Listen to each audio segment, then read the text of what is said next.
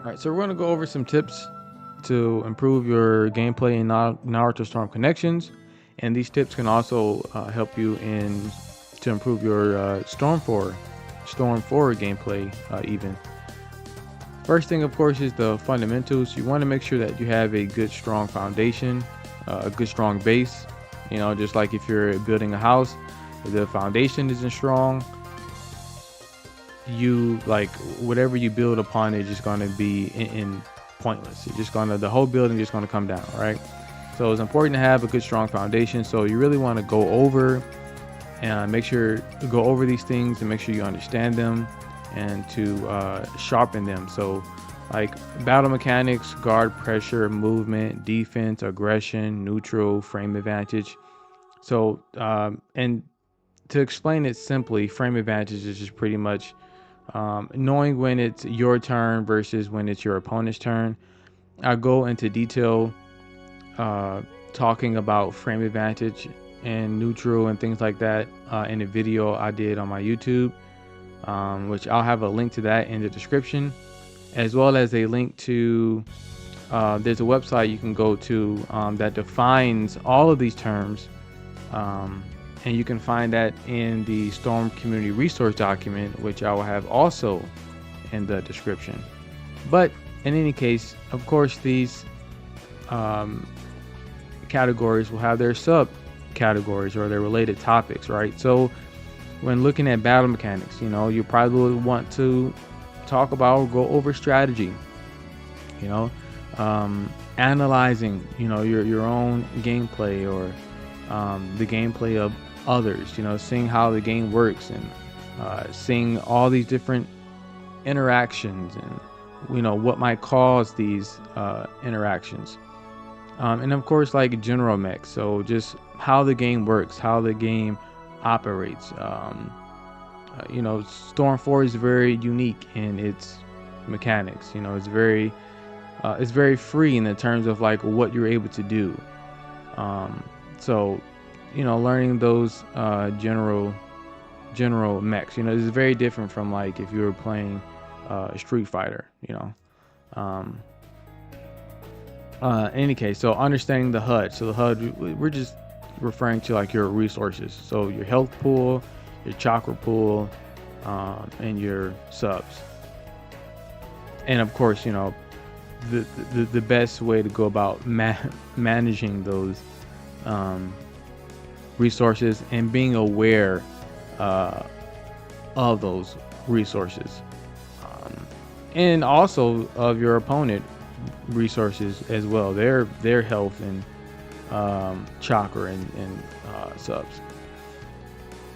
Also, and of course, like if you're getting into aggression and defense, you'll probably go over max damage, your combo routes, safe aggression, using switch mechanics optimally.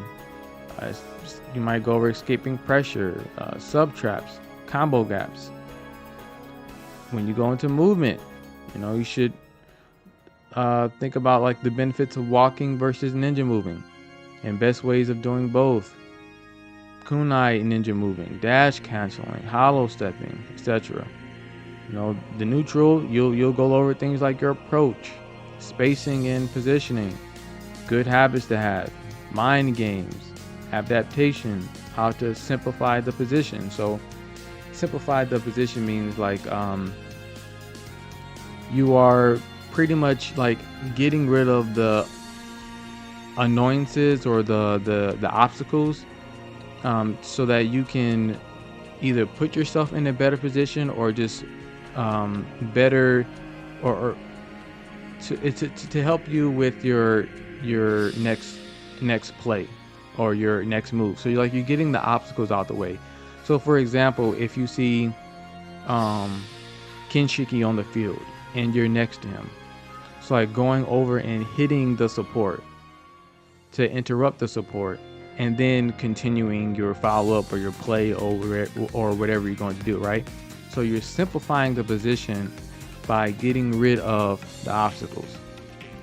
In any case, so you'll go over setting up your plays, understanding the matchup, things of that nature. Now, all these things you don't have to learn on your own, right? And the reason for that is because you can use the information that's already available to you. So I have this Storm community research document that I did that is full of information that can help you go over each one of those categories and subcategories that we just mentioned. And you don't have to try to like find everything on your own, or you know what content creator talks about this or that. Like, I did all that research for you guys to make it as easy as possible, you know. So if you go to the research document, you'll see the data on Storm 4 and on Connections. You know, you'll see the gameplay video, you'll see the all the analysis videos for both Storm 4 and Storm Connections. You know, you'll see a bunch of different content creators and their character guides. You'll see a bunch of things on neutral, on resets, on max damage, just a bunch of stuff. And all this information is just right at your fingertips to use. So don't let it go to waste. You know, you don't have to try to learn these things on your own. Use the resources that's available to you. That's why it's there. And the blue hyperlinks you see in the document will take you straight to the video listed, or straight to the document, you know. So I try to make it as easy as possible for you guys to get a hold of this information and to learn. And of course, you even have players like E, who is now doing coaching. You know, so I mean, you can go to each channel and go to his Discord. You can hit him up and have a one-on-one coaching. Zui even now has decided he's going to do coaching, so you can even hit up Zui. You know, and Zui's a top player, right? He's a top player, and he's very good fundamentally. So, you know, you want to learn the fundamentals and neutral and all these things. I mean, you have one-on-one coaching. So besides all the information that you already have available at your fingertips to use, that's all in one document, you even have people who are willing to do one-on-one coaching. And these are very good players who've been in the game for quite some time. You also have great players that you can watch, you know, their gameplay. Like Rikudo plays a lot. He plays really high level players. You know, Funds. He streams all the time, different FTs and like all that. I mean, I've watching Funds stream and watching the players battle, and even like seeing the interactions in the chat with like the comments that they make on the fight. And you know, people bring up, you know, hey, did you know that this character can do this or that character can do that? I mean, like, you can learn so much just from watching Funds his stream when he's hosting these FTs. Like, it's amazing. So you have that. You also have Poison Akami. You know, everybody by now probably knows Poison Akami, but like Poison Akami has like so much stuff, man. So much information, like so much gameplay. I mean, we really are in such an amazing time where we have so much information available, and so many people have put in so much work into the Storm community. I mean, guys, really take advantage of it. I mean, it's just out there. It's out there for you. You know, you also have the Naruto Ultimate Ninja Discord. And, you know, you go there, and I mean, there's even more stuff there. I mean, it's just so much information. And if I'm being honest, like, there's not enough room on the screen to kind of talk about everything, you know. So like this really just a drop in the ocean, just to show you an example of the information that's available, like the Storm Community Research document, and all the people who have put in so much work, who's doing coaching, who's streaming all this gameplay with other high-level players and hosting this and hosting that.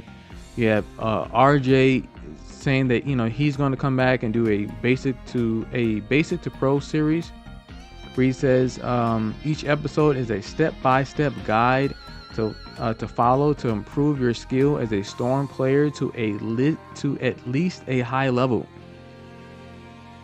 You know, so take advantage of the information.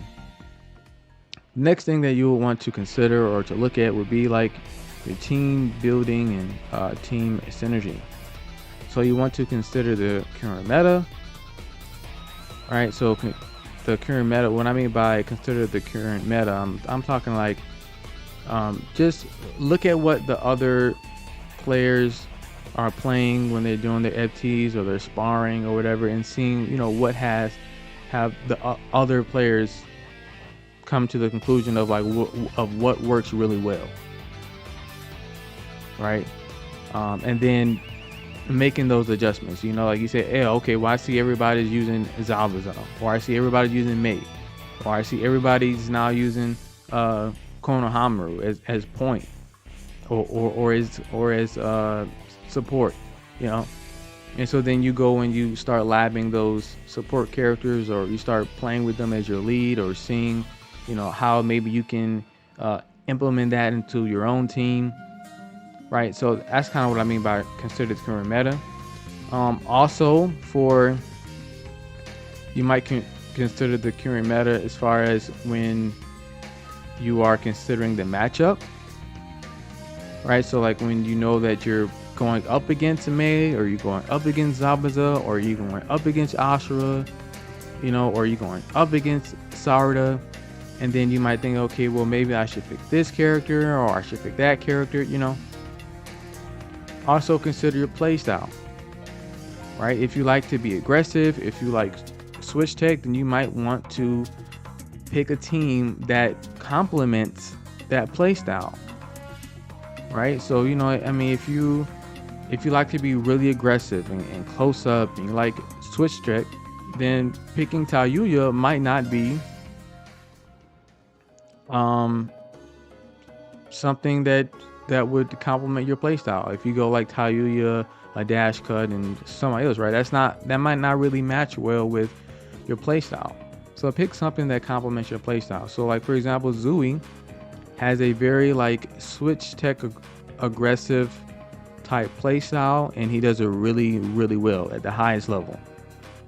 The best I've seen it in Connections, right? And so he picks PTS Shino, PTS Rock Lee, and Tail Beast Bomb Naruto, and it works really well, right? That's a really good team for that playstyle. So think about it in that way. Also, think about your point character's strength and weaknesses, right? If your character struggles to get in, then you might have to pick support that will help you to zone, right? To help you to get in. So you might want to put Shishui on your team. You might want to put Mei on your team. You know, so it just kind of depends. But like, think about these sorts of things when you're thinking about the team you want to put together. You know, we kind of already talked about it, but considering the matchup, you know, like if you're going up against, again, just using this as an example, if you're going up against Tayuya, then you might consider putting Danzo on the team, Shishui on the team, right? Because their jutsus will go through her Doki. It can help you pressure mid to long range to help you to get in, right? So you might, you know, consider that. And of course, you have to lab your team. You have to know what your team is capable of doing. you have to know what your team does best and what they do not so well. You have to lab. You have to lab so you can find the synergy, find where you can do the resets. So yeah. So that will go into how to lab. So labbing is about asking questions. It's like being on a date and you want to get to know the person better. So this clip I have right here is from a guide I did on how to lab, and it was directed towards Storm 4. So, but the principles still apply in Connections, as far as, you're asking when you're labbing, whether you're labbing a character or you're labbing a team, like you're asking these questions to find out what your character can or cannot do, what they do best, what areas they struggle in, right? So like, for example, at the bottom for extensions, where are your tag, dash, and guard break pill extensions? Where is your combo extended stun or guard pressure? What does it take for you to take a guard from blue to broken? Do you float off the guard? Do you slide down the guard? How much damage does your jutsu do on guard? Can you instant guard break? In Connections, a lot of jutsus can be canceled, so you might want to ask, if I cancel, is there enough block stun from my jutsu where when I cancel it, can I continue in combo and go and turn into a jail? So you just want to just ask all these questions to get to know your character better, to get to know your team better. And again, you don't have to do all these things on your own. I have detailed guides on team building and how to lab already available. You can find this in the Storm Community Research document, and also other players on the document. They have done their own guides on team building and team synergy. RJ has done a lot. And so when you go to lab, you want to lab your guard pressure, you want to lab your extensions, your juggles, your resets. Now, juggles and Connections it's really kind of rare where you have to know a juggle, because there's infinites on almost everything. So a lot of times just mashing will reset the opponent back to the ground. But still, you never know, and it would suck for you to drop a combo when you didn't have to. But also just to optimize, knowing if you can do a jutsu off of a like C dash juggle, and again, if you go back to the Storm Community Research document, I have those sections on these character guides where I go over juggles, where you can see these examples of what I'm talking about. But in any case, you want to lab your resets. Okay, you want to lab your optimals. You want to lab wake up pressure. Though Storm Connections, wake up pressure is not as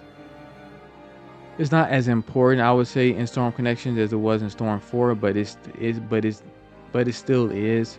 I say that because wake up pressure can be very free in Connections, like just calling out Sasuke and letting him do Chidori. That's just free.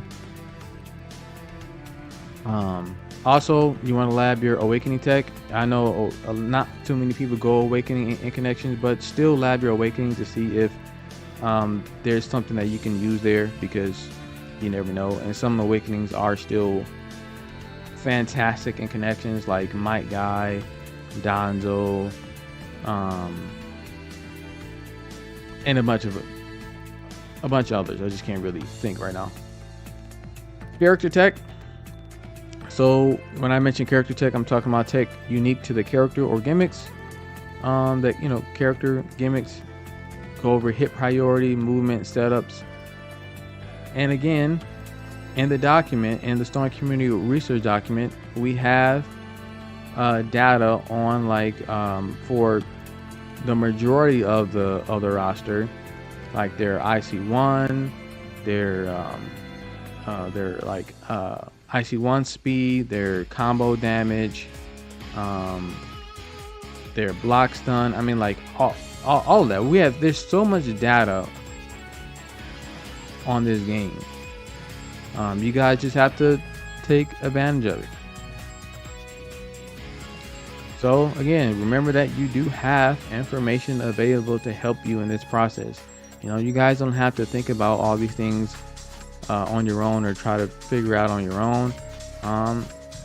And also don't forget that you have players that you can reach out to. Like you can reach out to E. You can go to the Ultimate Ninja Discord or these other content creators. Go to their Discord and talk to other players and ask questions. You know. So the next thing is to think. All right.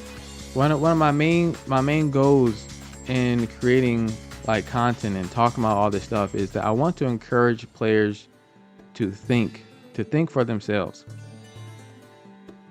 So give yourself constructive criticism. Analyze your own gameplay. Think about what you could have done better in your approach. Analyze gameplay of other players. See what you can learn and apply. Think during the match. How can I break through my opponent's defenses? What in my toolkit can help me in this or that situation? So an example of this would be this little clip here when Kirin Sasuke is going to do a fireball. All right, fireball here. And then I immediately go into EMS Sasuke's J1. Right, and I know that my priority, I know my toolkit, right? So I know that my jutsu beats his fireball. So I immediately respond with my J1, right? So now I could have just dodged, right? I could have just dodged his fireball, but instead I responded in a more like optimal way of, I just don't have to dodge this. I can punish him. Right, so thinking about how can you respond effectively to what's going on, to what your opponent is doing, right, to what's happening to you, and respond effectively. So know your toolkit, know what's in your arsenal, and how best to use it. Which leads me into why I did videos such as this, where I heavily restricted myself in rank. So like the first one I did was I wasn't allowed to use chakra, so that meant no ultimates, no jutsu. Also restricted myself from using support jutsu, so no support jutsu and no awakening. Right. And the goal was to see if could I win a rank match with all these restrictions. So in that, I had to really think about, okay, what characters, like how should I build my team around this challenge? You know, how should I do my approach? You know, like I really had to think about my game plan to try to come out on the other end with a win, even though having all these restrictions. Same thing with the other one with no subbing. You know, now that I'm removing such a core mechanic out of the game, I have to think about, well, what can I do? You know, how should I build my team? What supports can I put on my team to maybe use them as a sub? You know, support that the opponent has to respect when they pop out on the field. Like, they can't just ignore it. They have to respect the support when they're on the field. Right? So I had to think about those things, and I go over all of that in both of those videos. Of course, just like we said, analyzing, right? Analyzing your own gameplay, analyzing the gameplay of others. which I did there when I analyzed Chris versus Emilio. And it is long, but hope you guys get something out of it. We do go through like every little interaction to really see, like what things possibly could have done better, could have been more optimal, or those things that were just great responses, great reactions. The next thing is your mentality or your attitude, right? Being calm has great benefits. It helps you make rational, meaning logical, sharp, good decisions, and it keeps you focused. Being confident or even giving the appearance of confidence can give you an edge during a match. It can be true that if a player has already been defeated mentally, then the match is already over. Never stop looking for the comeback. The match isn't over until you or your opponent is dead. Don't be disrespectful to others, even if they are disrespectful to you. Instead, show respect and sportsmanship to others, regardless if you like them or not.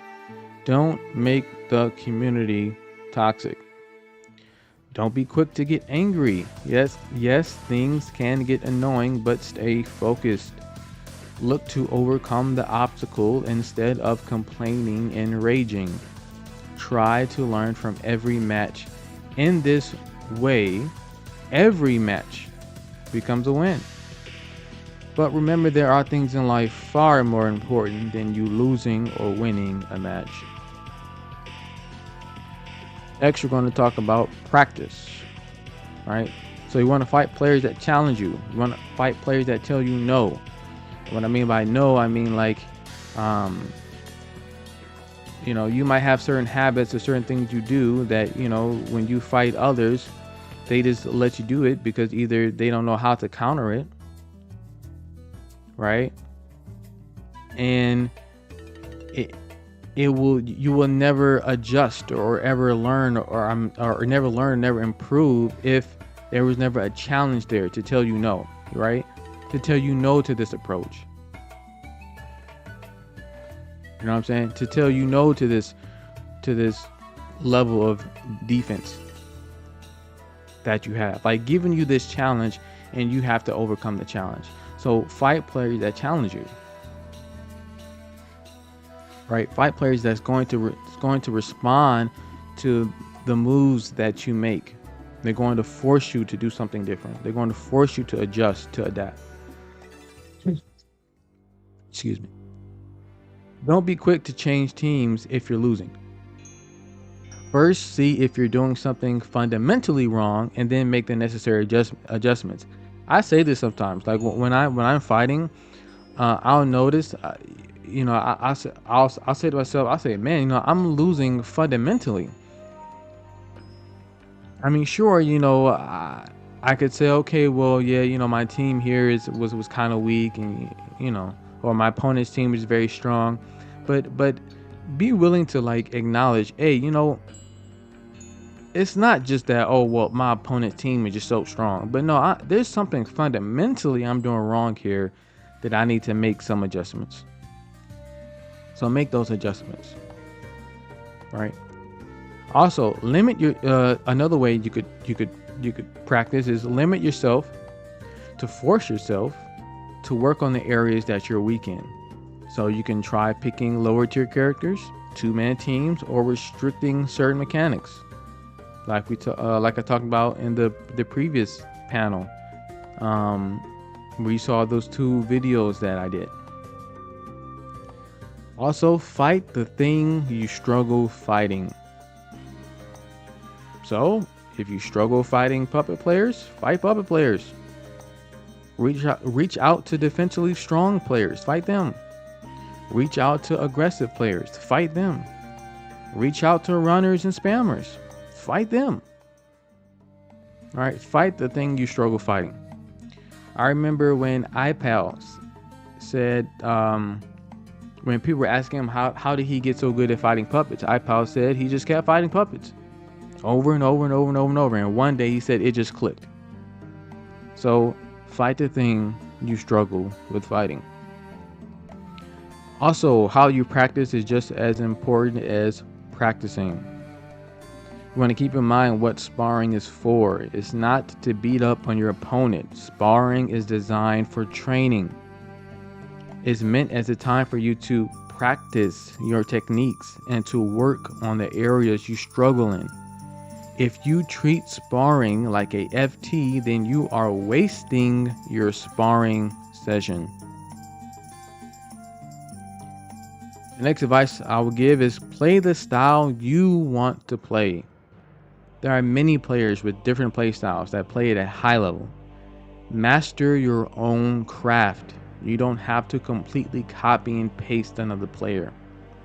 You can take this even further during battle. If your opponent has a super aggressive style of play, you don't have to try and match his aggression. Instead, play the game, the style you want to play. Pull your opponent into the field you're best at, instead of letting your opponent pull you into their domain. Vice versa.